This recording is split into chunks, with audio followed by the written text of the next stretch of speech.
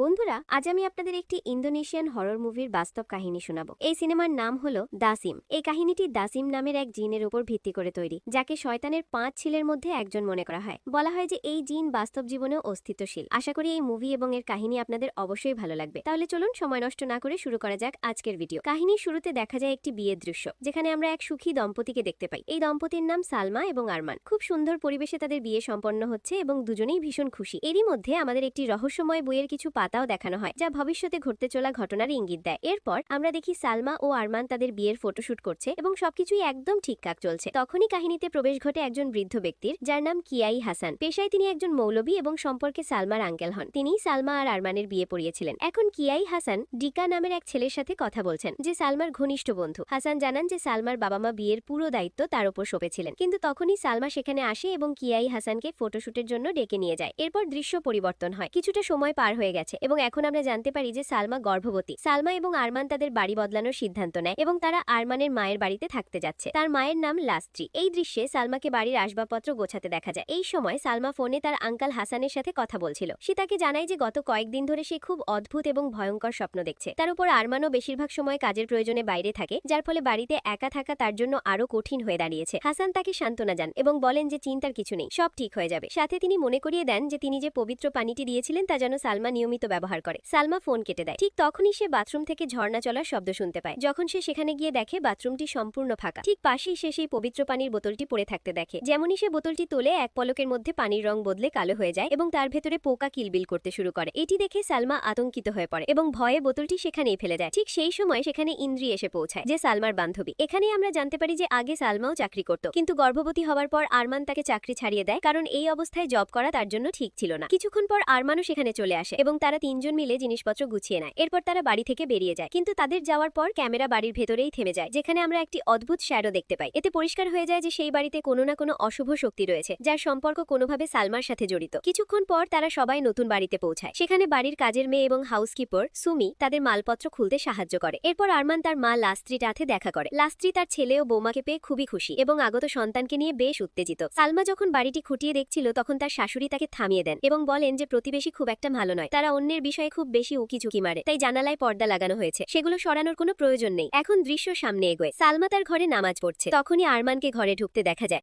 নামাজ শেষ হওয়ার পর সালমা হঠাৎ অনুভব করে যে আসলে আরমান তো এইমাত্র বাইরে থেকে ভেতরে এলো, অর্থাৎ একটু আগে যে ঘরে এসেছিল সে আরমান ছিল না। এটু বুঝতে পেরেই সালমা ভয় কাঁপতে থাকে। সে তৎক্ষণাৎ আরমানকে বলে তার সাথে পুনরায় প্রার্থনা, অর্থাৎ নামাজ পড়তে। যখন তারা দুজনে প্রার্থনা করছিল, তখন টিভির রিফ্লেকশনে একটি ভয়ানক ছায়া দেখা যায়। এরপর কাহিনীর দৃশ্য রাতের দিকে এগিয়ে যায়। সালমা ঘুমাচ্ছিল, হঠাৎ তার চোখ খুলে যায়। সে সিলিংয়ের দিকে তাকায় এবং দেখে সেখান থেকে রক্ত টপকাচ্ছে। এটা দেখে সে ভীষণ ভয় পেয়ে যায়, কিন্তু পরের মুহূর্তেই বোঝা যায় যে এটি একটি দুঃস্বপ্ন ছিল। তখনই সে তার কম্বলের ভেতরে কোনো কিছুর নড়াচড়া অনুভব করে। কম্বল সরাতেই সে একটি শয়তানি মুখ দেখতে পায়, কিন্তু এটিও তার স্বপ্ন ছিল। সালমা এখন পুরোপুরি আতঙ্কিত। আরমান তাকে শান্ত করার চেষ্টা করে এবং ভরসা দেয় যে খারাপ কিছু হবে না। পরদিন সকালে সালমা ডাইনিং টেবিলে সবাইকে জানায় যে আঙ্কেল হাসান 4 মাসের প্রেগনেন্সি পূর্ণ হওয়ায় একটি বিশেষ দোয়ার অনুষ্ঠান রাখার পরামর্শ দিয়েছেন, যেখানে অনেক মানুষ উপস্থিত থাকবেন। যদিও লাস্ত্রী চায় না যে প্রতিবেশীদের এই প্রার্থনায় ডাকা হোক, কারণ সে তাদের ঠিকমতো চেনেও না। আসলে প্রতিবেশীদের সাথে তার খুব একটা মেলামেশাই ছিল না, তাই সে তাদের আমন্ত্রণ জানানো এড়িয়ে যেতে চাইছিল। পরের দিন নির্ধারিত প্রার্থনা শুরু হয়। এই উপলক্ষে অনেক মানুষ সেখানে জড়ো হন। কিছু মানুষ নিজেদের মধ্যে ফিসফিস করে কথা বলতে থাকে যে লাস্ত্রী হঠাৎ এত বড় অনুষ্ঠানের আয়োজন করল কিভাবে, যেখানে সে সাধারণত কারো সাথে মেলামেশাই করে না। এরই মধ্যে জানা যায় যে লাস্ত্রীর শরীর ভালো নেই, সেই কারণে সে প্রার্থনায় অংশ নিতে পারেনি। প্রার্থনা চলাকালীন হঠাৎ বারবার বিদ্যুৎ আসা যাওয়া করতে থাকে এবং প্রবল বৃষ্টি শুরু হয়। পরিবেশ আরও ভারী হয়ে ওঠে। তখনই লাস্ত্রী বাইরে আসে এবং উঠানে রাখা সব সোফা দ্রুত ভেতরে রাখার আদেশ দেয়। এরপর দৃশ্যটি সন্ধ্যার দিকে শিফট হয়। আঙ্কেল হাসান সেখান থেকে যাওয়ার প্রস্তুতি নিচ্ছিলেন। যাওয়ার সময় তিনি আরমান ও সালমাকে বলেন যেন তারা কখনো তার বাড়িতে অবশ্যই যায়। এরপর আমরা দেখি সালমা বাইরে একা বসে আছে। তখনই সেখানে দিয়া নামের এক মহিলা আসে, যে তাদের প্রতিবেশী। দিয়া সালমার সাথে খুব মিষ্টি করে কথা বলে, তাকে স্বাগত জানায় এবং তার অনাগত সন্তানের জন্য শুভকামনা জানায়। কথার ফাঁকে সে সালমার শাশুড়ির কথা জিজ্ঞেস করে যে তিনি কেন অনুষ্ঠানে আসেননি। সালমা তাকে জানায় যে লাস্ত্রীর শরীর ভালো ছিল না, তাই তিনি থাকতে পারেননি। তবে সে এটাও বলে যে যেই সোফাগুলো বৃষ্টিতে ভিজতে শুরু করল অমনি তিনি দ্রুত বাইরে বেরিয়ে এসেছিলেন।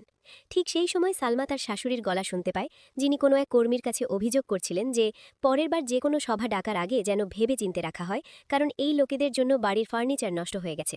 এটা শুনে পরিষ্কার হয়ে যায় যে লাস্ত্রী বাইরে থেকে যতটা সাধারণ দেখায় ভেতর থেকে ততটাই কঠোর এবং অদ্ভুত। পরদিন সালমা রান্নাঘরে রান্না করছিল, তখনই লাস্ত্রী সেখানে আসে এবং তাকে আরমানের পছন্দের খাবারের কথা বলতে থাকে। কিন্তু সালমা আরমানের জন্য স্বাস্থ্যকর খাবার রান্না করছিল, যাতে তার কোলেস্টেরল নিয়ন্ত্রণে থাকে। এটা শুনে লাস্ত্রী আড়ালে খোঁচা মেরে বলে যে সে তো কোনোদিন নিজের ছেলেকে এত নিয়ন্ত্রণে রাখেনি যতটা এই বউ রাখছে। এই কথাটা সালমার মনে বিঁধে যায়, কারণ এটি স্পষ্টতই একটি কটাক্ষ ছিল। এটি ছিল সেই চিরচেনা শাশুড়ি বউয়ের নাটক, যা আবারও ফিরে আসছিল। কিছু সময় পর সালমা আরমানের অফিসে তার লাঞ্চ দিতে যায়। সেখানে সে দেখে যে এক সুন্দরী মেয়ে, যে পশ্চিমা পোশাক পরা ছিল, আরমানের কেবিন থেকে বেরিয়ে আসছে। আসলে মেয়েটি তাদের কোম্পানির ব্র্যান্ড অ্যাম্বাসেডর ছিল এবং তার পোস্টার অফিসেই লাগানো ছিল।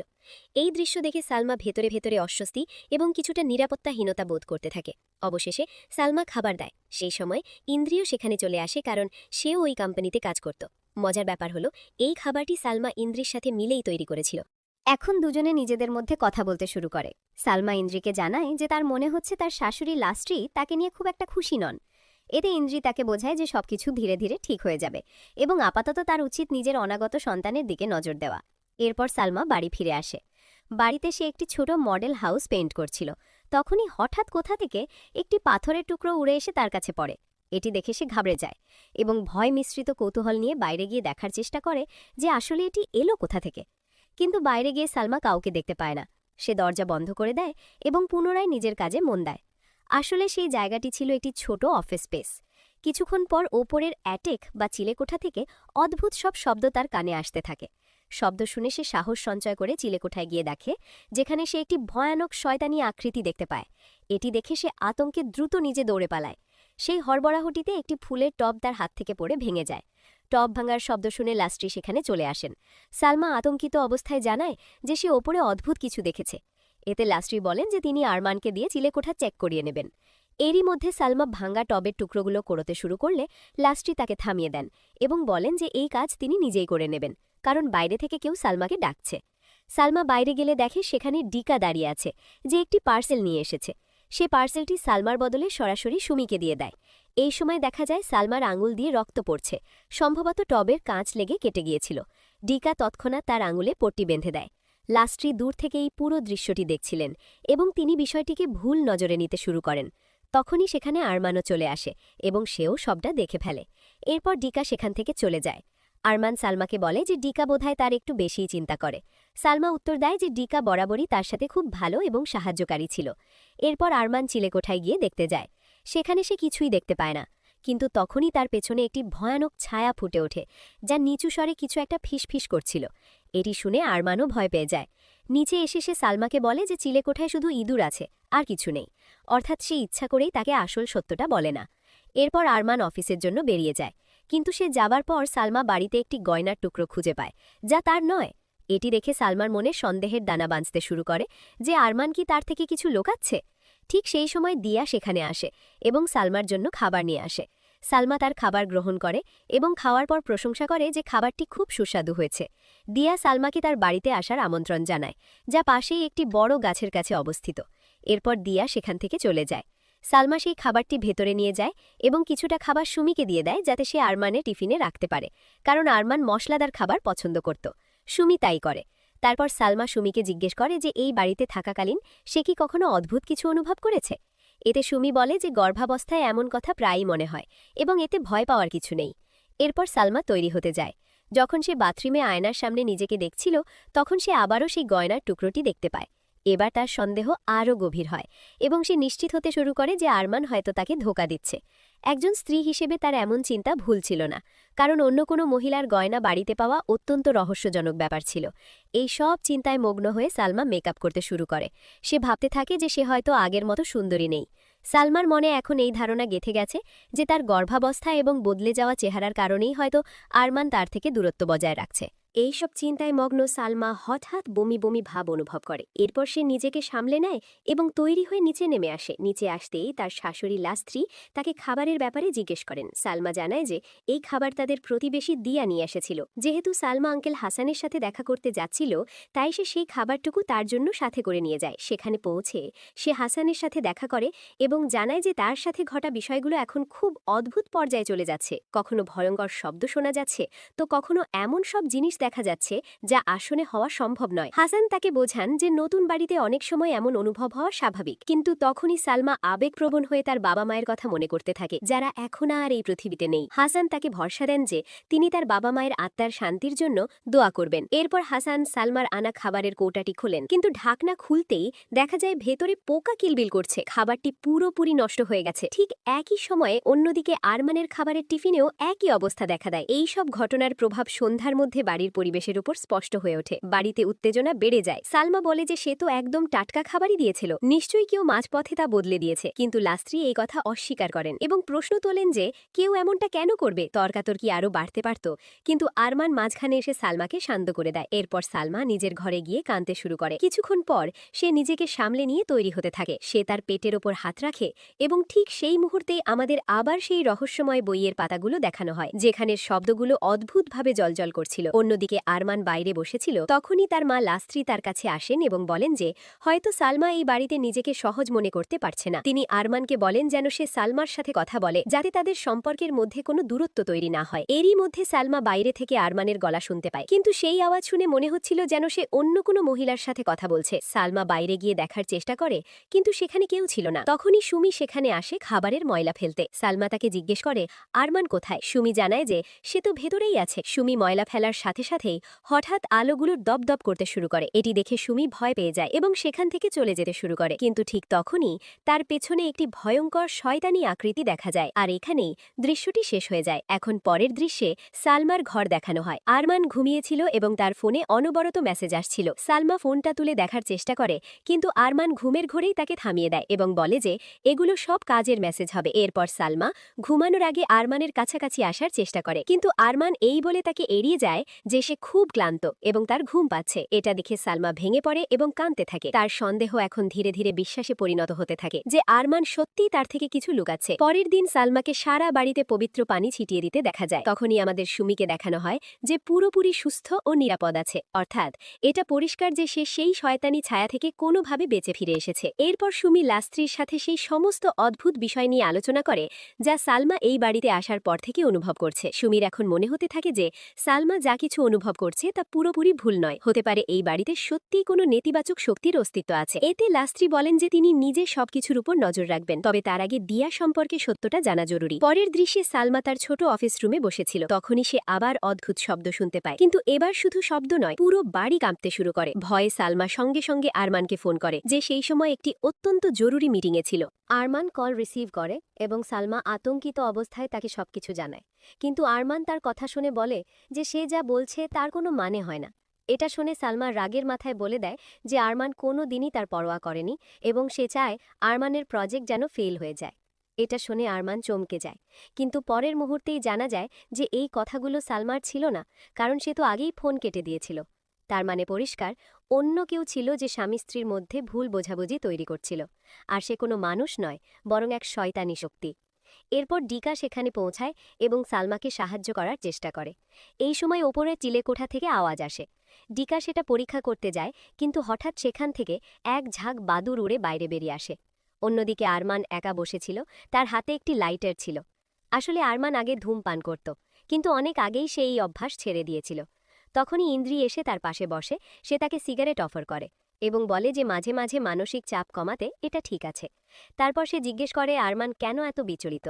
আরমান জানায় যে তার বিবাহিত জীবন এই মুহূর্তে ভালো যাচ্ছে না, যদিও তার মতে বিয়েতে এমন চড়াই উতরাই আসা স্বাভাবিক ব্যাপার।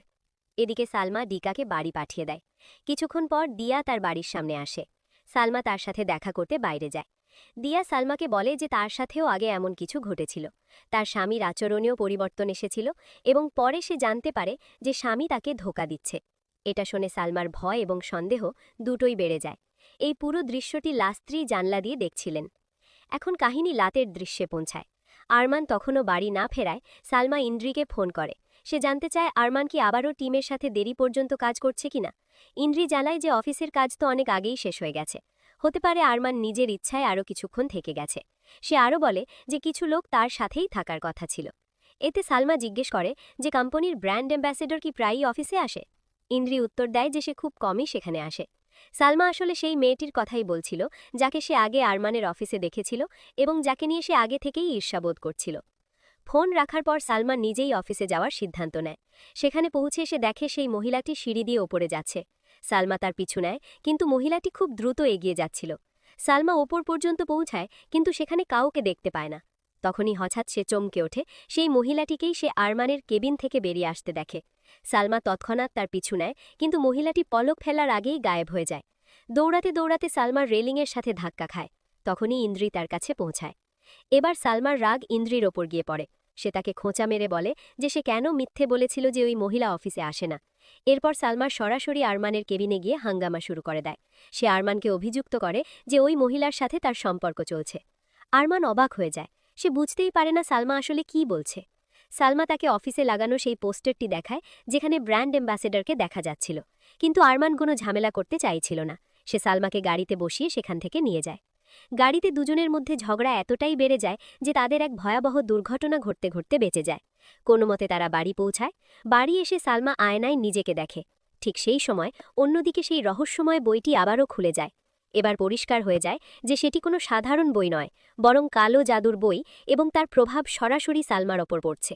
আয়নায় সালমা নিজেকে অত্যন্ত কুৎসিত দেখতে পায়, কিন্তু বাস্তবে এমন কিছুই ছিল না। কোনো এক অদৃশ্য শক্তি তাকে তার আসল রূপের চেয়ে আলাদা দেখাচ্ছিল, যাতে তার আত্মবিশ্বাস ভেঙে যায়। রাতে আরমান সোফায় ঘুমাচ্ছিল, কারণ দুজনের মধ্যে ঝগড়া হয়েছিল। তখনই সালমা হঠাৎ তার কাছে আসে এবং তার গলা টিপে ধরতে শুরু করে।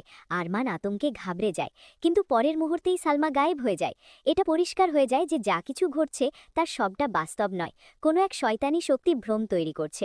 পরের দিন বাড়ির কাজের মেয়ে সুমি দিয়ার পিছু নিয়ে তার বলা ঠিকানায় পৌঁছায়, কিন্তু সেখানে পৌঁছে সে এক অদ্ভুত নিস্তব্ধতা দেখতে পায়। সে জানলা দিয়ে ভেতরে উকি মারে এবং দেখে যে বাড়িটি পুরোপুরি জনমানবহীন। দেওয়ালগুলো ভেঙে পড়েছে, আসবাবপত্র ছড়ানো ছিটানো। এমন অবস্থায় সেখানে কেউ থাকতেই পারে না। আশেপাশে জিজ্ঞাসাবাদ করেও কেউ দিয়া নামের কোনো মহিলার ব্যাপারে তথ্য দিতে পারে না। তখনই সুমির সামনে একটি ভয়ঙ্কর ছায়া প্রকট হয়। তাকে দেখে সে ভীষণ ভয় পেয়ে যায়। অন্যদিকে লাস্ত্রী সালমার সাথে কথা বলার চেষ্টা করেন। তিনি বলেন যে যদি সালমা কোনো বিষয়ে চিন্তিত থাকে তবে সে যেন খুলে তার সাথে কথা বলে, কিন্তু সালমা তিক্ত স্বরে উত্তর দেয় যে তার ছেলে তাকে ধোঁকা দিচ্ছে, আর তাছাড়া তিনি নিজের বউয়ের বদলে নিজের ছেলেরই পক্ষ নেবেন। এইটুকু বলে সালমা সেখান থেকে চলে যেতে শুরু করে। তখনই সুমি আতঙ্কিত অবস্থায় সেখানে পৌঁছায় এবং সবকিছু বলে দেয় যে ঠিকানায় দিয়া থাকে বলেছিল, সেখানে তো একটি ধ্বংসস্তূপ পড়ে আছে, আর আশেপাশের লোকও এমন কোনো মহিলাকে চেনে না। এমন সময় দরজায় কড়া নাড়ার শব্দ হয়। সেখানে দিয়া দাঁড়িয়েছিল এবং সালমাকে বাইরে ডাকে। তারা দুজনে বাইরে বসে কথা বলতে শুরু করে, কিন্তু লাস্ত্রী যখন জানলা গিয়ে দেখেন তখন তিনি সালমাকে একাই দেখতে পান। দিয়া সেখানে ছিলই না। এখন এটা পরিষ্কার হয়ে যায় যে দিয়া কোনো মানুষ নয়, বরং এক জিন বা অশুভ আত্মা, যে সালমাকে বিভ্রান্ত করছিল। এটি দেখে লাস্ত্রী শিউরে ওঠেন। এরই মধ্যে সালমা ভেতরে গিয়ে গ্যাস অন করে দিয়ে সেখান থেকে সরে যায়। যখন লাস্ত্রী রান্নাঘরে গিয়ে গ্যাস বন্ধ করার চেষ্টা করেন তখন হঠাৎ আগুনের শিখা তীব্রভাবে জ্বলে ওঠে এবং তিনি সামান্য চোট পান। তখনই সালমা সেখানে আসে এবং তাকে সামলায়। কিন্তু এখানে একটা বিষয় পরিষ্কার করে দেওয়া জরুরি, গ্যাস সালমা নয়, বরং সেই জিন অন করেছিল যে সালমার রূপ ধারণ করেছিল। এখন দৃশ্য পরিবর্তন হয়। সুমি এবং আরমান রান্নাঘরে আসে। আরমান রেগে গিয়ে সুমিকে বকাঝকা করতে শুরু করে, কারণ তার মনে হয়েছিল গ্যাসের নব সুমির অবহেলার কারণেই খোলা ছিল। লাস্ত্রী কিছু বলেন না, কারণ তিনি বুঝে গিয়েছিলেন যে সালমার সাথে যা ঘটছে তা কোনো সাধারণ মানুষের কাজ নয়। সুমি ক্ষমা চেয়ে বলে যে সেই সময় সে দুজন অতিথির সাথে ছিল এবং সে গ্যাসে হাতও দেয়নি। এটা শুনে আরমান আন্দাজ করে যে সেই অতিথিদের মধ্যে হয়তো ডিকাও ছিল। সে এই বিষয় নিয়ে সালমাকে খোঁজা মারে। এটি শোনা মাত্রই সালমার রাগ হয়ে যায়। তার মনে হয় একদিকে আরমান নিজে ভুল করছে, আবার অন্যদিকে তাকেই সন্দেহ করছে। রাগী সে সেখান থেকে চলে যায়। রাতের বেলা লাস্ত্রী সুমিকে জানান যে তিনি সালমার আঙ্কেল হাসানের সাথে কথা বলেছেন। হাসান এই মুহূর্তে বোর্ডিং স্কুলের কাজে ব্যস্ত আছেন, কিন্তু তিনি বলেছেন যে তার কাছে রাখা পবিত্র পানি বা পবিত্র জল নিয়ে আসা যেতে পারে। এরপর লাস্ত্রী সুমিকে সেই পবিত্র পানি আনতে পাঠিয়ে দেন, কিন্তু পথে সেই জিন সুমির পিছু নেয়। সুমি যত এগোতে থাকে সেই ছায়া তার তত কাছে চলে আসতে থাকে। ভয়ে সুমি রাস্তায় নেমে পড়ে, আর তখনই একটি দ্রুতগামী বাস তাকে ধাক্কা দেয়। কিছুক্ষণ পর এই খবর সবার কাছে পৌঁছে যায়। লাস্ত্রী পুরোপুরি ভেঙে পড়েন এবং নিজেকে এর জন্য দায়ী মনে করতে থাকেন। এদিকে অন্যদিকে আঙ্কেল হাসান তার লাইব্রেরিতে ছিলেন। তিনি একটি বই বের করে দেখেন যার একটি পাতা কেউ ছিঁড়ে ফেলেছে। যদি ভালো করে লক্ষ্য করা যায় তবে দেখা যাবে এটি সেই রহস্যময় বই যার ঝলক আমাদের বারবার দেখানো হয়েছিল। তখনই সেখানে একটি জিন প্রকট হয়, সম্ভবত হাসানকে ক্ষতি করার উদ্দেশ্যে। কিন্তু হাসান তৎক্ষণাৎ আয়াতুল কুরসি পাঠ করেন, একটি অত্যন্ত শক্তিশালী দোয়া, এবং সেই জিন সেখান থেকে পালিয়ে যেতে বাধ্য হয়। এখন ফিরে আসি বাড়িতে, যেখানে লাস্ত্রী বিষণ্ণ মনে বসেছিলেন। তখনই সালমা সেখানে আসে। লাস্ত্রী তাকে বলেন যে তিনি তার সাথে আছেন এবং তাকে পুরোপুরি বিশ্বাস করেন। এরপর সে সালমাকে জানায় যে এই সব ঘটনার পেছনে দিয়ার হাত থাকতে পারে, কারণ সুমি সেই জায়গাতেই গিয়েছিল যেখানে দিয়া থাকার দাবি করে, আর সেই জায়গাটি তো পুরোপুরি জনমানবহীন। কিন্তু এটি শোনা মাত্রই সালমা উল্টো লাস্ত্রীর ওপর ক্ষেপে যায়। তার মনে হয় দিয়াই একমাত্র মানুষ যে তাকে বোঝে, আর এখন লাস্ত্রী তাকে দিয়ার থেকে দূরে সরিয়ে দেওয়ার চেষ্টা করছেন। রাগে সালমা সেখান থেকে বেরিয়ে যায়। সে নিজেই দিয়ার বাড়িতে গিয়ে সত্য জানার সিদ্ধান্ত নেয়। তার কাছে পবিত্র পানিও ছিল। যখন সে দিয়ার দরজায় কড়া নাড়ে তখন দিয়া দরজা খোলে। আশ্চর্যের বিষয় হলো তার বাড়িটি একদম স্বাভাবিক দেখাচ্ছিল। দিয়া সালমাকে ভেতরে ডাকে। তারা দুজনে বসে কথা বলতে শুরু করে, কিন্তু আসলে দিয়া, বা বলা ভালো সেই জিন, ধীরে ধীরে সালমাকে তার শ্বশুরবাড়ির লোকজনের বিরুদ্ধে উস্কে দেওয়ার চেষ্টা করছিল। কথার মাঝখানে দিয়া আর সালমা একে অপরকে জড়িয়ে ধরে। তখনই সালমার নজর সেই পবিত্র পানির বোতলটির দিকে যায়। সে দেখে পানির রং কালো হয়ে গেছে এবং হঠাৎ বোতলটি নিজে থেকেই ফেটে যায়। এখান থেকেই সালমার সন্দেহ আরও গভীর হয়। সে যেমনই আয়নার দিকে তাকায়, আয়নার প্রতিফলনে দিয়ার আসল রূপ পরিষ্কার দেখতে পায়। এখন দিয়া, অর্থাৎ সেই জিন, বুঝে গিয়েছিল যে তার সত্য সামনে চলে এসেছে, তাই সেই নিজের ভয়ঙ্কর আসল রূপ ধারণ করে। এই দৃশ্য দেখে সালমা ভীষণ ঘাবড়ে যায়। অন্যদিকে লাস্ত্রী বাড়ির বাইরে থেকে অদ্ভুত সব শব্দ শুনতে পান। যখন তিনি বাইরে গিয়ে দেখেন তখন একটি ঝাড়ু দেখতে পান। যেমনই তিনি সেটি স্পর্শ করেন তার হাতে গভীর ক্ষত তৈরি হয়। তখনই তার সামনে সুমি এসে দাঁড়ায়, কিন্তু এটি আসল সুমি ছিল না, সেটিও ছিল সেই জিন। সে লাস্ত্রীকে তাড়া করতে শুরু করে এবং এই হড়বড়াহাটটিতে লাস্ত্রী সিঁড়ি থেকে পড়ে যান, ফলে তিনি গুরুতর আহত হন। এদিকে সালমা ভয়ে কাঁপছিল, কিন্তু সাহস সঞ্চয় করে সে আয়াতুল কুরসি পাঠ করে এবং সেখান থেকে পালিয়ে যায়। বাড়ি পৌঁছে সে তার শাশুড়ি এবং আরমানকে ডাকতে থাকে, কিন্তু কোনো সাড়া পায় না। এখন সেই জিন আলাদা আলাদা রূপে তার সামনে আসতে শুরু করে। এর মধ্যে একটি রূপ ছিল সেই ব্র্যান্ড অ্যাম্বাসেডর মহিলার। এখানেই সব কথা পরিষ্কার হয়ে যায়, কারণ শুরুতে ইন্দ্রি বলেছিল যে ওই এলাকায় কখনো কোনো অ্যাম্বাসেডর লেডি আসে না, কিন্তু সালমা তাকে বারবার দেখেছিল।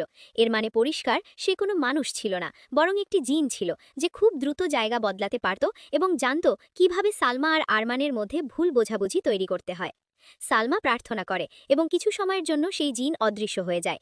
এই সুযোগ কাজে লাগিয়ে সে সেখান থেকে পালায় এবং সরাসরি ইন্দ্রির বাড়িতে পৌঁছে যায়। সে ইন্দ্রিকে বলে যে তাকে যে কোনো মূল্যে আঙ্কাল হাসানের সাথে দেখা করতে হবে এবং এটি খুব জরুরি। সে ইন্দ্রিকে অনুরোধ করে যেন তাকে কোনোভাবে সেখানে নিয়ে যাওয়া হয়।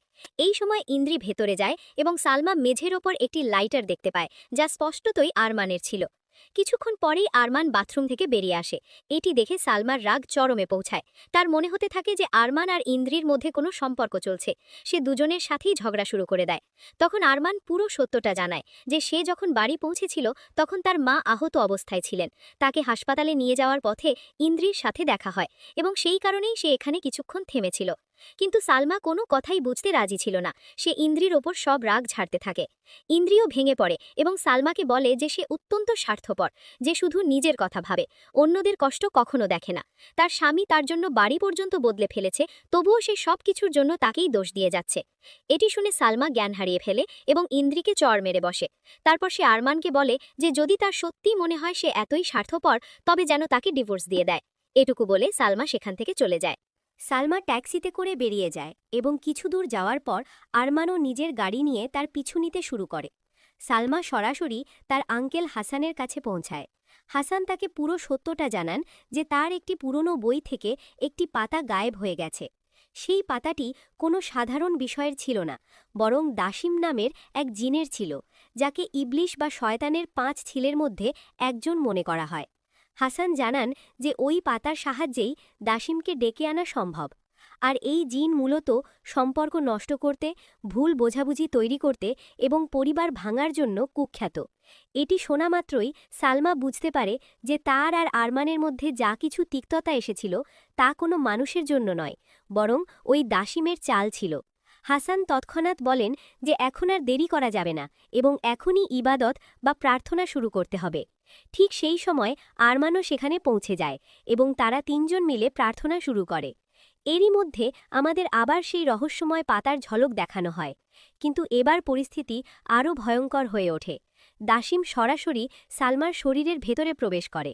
সালমা পুরোপুরি নিয়ন্ত্রণ হারিয়ে ফেলে।